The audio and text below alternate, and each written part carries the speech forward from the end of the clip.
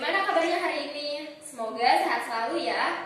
Saya, Hesalia Fika Aista, mahasiswa dari Universitas Tribuana Tunggadewi, akan membimbing adik-adik pada pembelajaran hari ini. Sebelum masuk ke materi, saya meminta adik-adik untuk mengamati video berikut. Adik-adik, kalian tahu nggak sih donat yang kita makan itu terbuat dari apa? Kalau nggak salah nih Kak Rauda, terbuat dari tepung, lalu bercampur dengan aneka bahan, sehingga jadilah donat. Nah, betul tuh Kak Zul. Sama halnya dengan donat, kita manusia dan organisme hidup yang lain juga punya penyusunnya. Penyusun dasar makhluk hidup adalah sel. Dari sel hingga terbentuknya organisme akan kita bahas sebagai berikut. Oke adik-adik, ini adalah alur terbentuknya organisme. Dari sel akan membentuk jaringan. Jaringan membentuk organ. Organ membentuk sistem organ. Dan nantinya menjadi organisme. Yuk kita bahas mulai dari sel.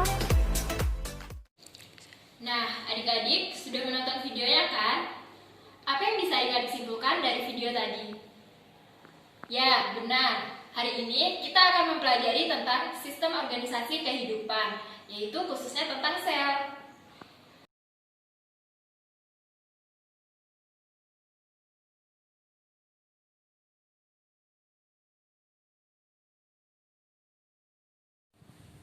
Sel merupakan unit struktural dan fungsional terkecil pada penyusun makhluk hidup. Oleh karena itu, sel berada di tingkatan terendah pada struktur organisasi makhluk hidup. Jangan salah, meskipun pada tingkatan terendah, sel mampu menjalankan fungsi kehidupan seperti bermetabolisme, bertumbuh dan berkembang, serta melestarikan jenisnya. Nah, saat ini ditemukan pertama kali oleh seorang ilmuwan yang bernama Robert Hooke pada tahun 1965 ketika mengamati sayatan gabus pada pohon axolotl. Perlu diketahui juga nih adik-adik, makhluk hidup yang mempunyai satu sel disebut dengan uniseluler, sedangkan makhluk hidup yang memiliki banyak sel disebut dengan multiseluler. Ada dua jenis sel. Yang pertama, sel prokariotik, contohnya bakteri dan protozoa. Sedangkan yang kedua adalah sel eukariotik, contohnya sel manusia, hewan, dan tumbuhan. Jadi, adik-adik, sel prokariotik mempunyai struktur yang lebih sederhana dibandingkan dengan sel eukariotik. Ciri utamanya, sel prokariotik tidak memiliki membran inti, sehingga inti selnya tersebar di dalam sitoplasma. Nah, pertanyaannya, sel hewan dan sel tumbuhan merupakan sel prokariotik atau sel eukariotik ya? Ya, benar. Sel hewan dan sel tumbuhan merupakan sel eukariotik karena pada struktur sel hewan dan sel tumbuhan mempunyai membran inti. Pada sel hewan dan sel tumbuhan terdapat organel-organel yang bersifat hidup serta menjalankan fungsi kehidupan.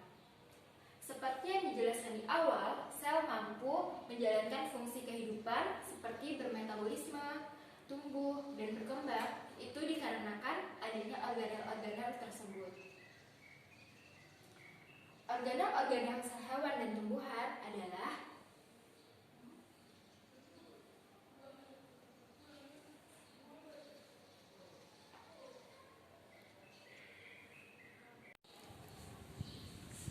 Untuk mengetahui fungsi organel-organel tersebut, saya mengajak adik-adik untuk membaca materi dan buku serta mengerjakan LKPD yang akan saya berikan kepada adik-adik. Nah, selain itu, saya juga mengajak adik-adik untuk membuat struktur model sel hewan dan sel tumbuhan agar adik-adik lebih memahami bagaimana struktur sel hewan dan sel tumbuhan serta organel-organelnya.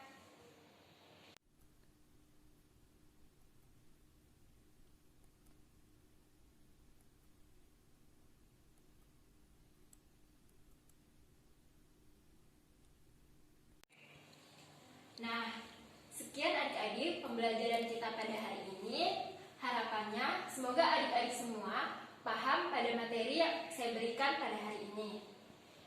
Jika ada yang perlu ditanyakan dan merasa kurang paham, silakan bertanya di grup WA ya. Dan jangan lupa mengerjakan tugas yang diberikan ya. Terima kasih dan sampai jumpa.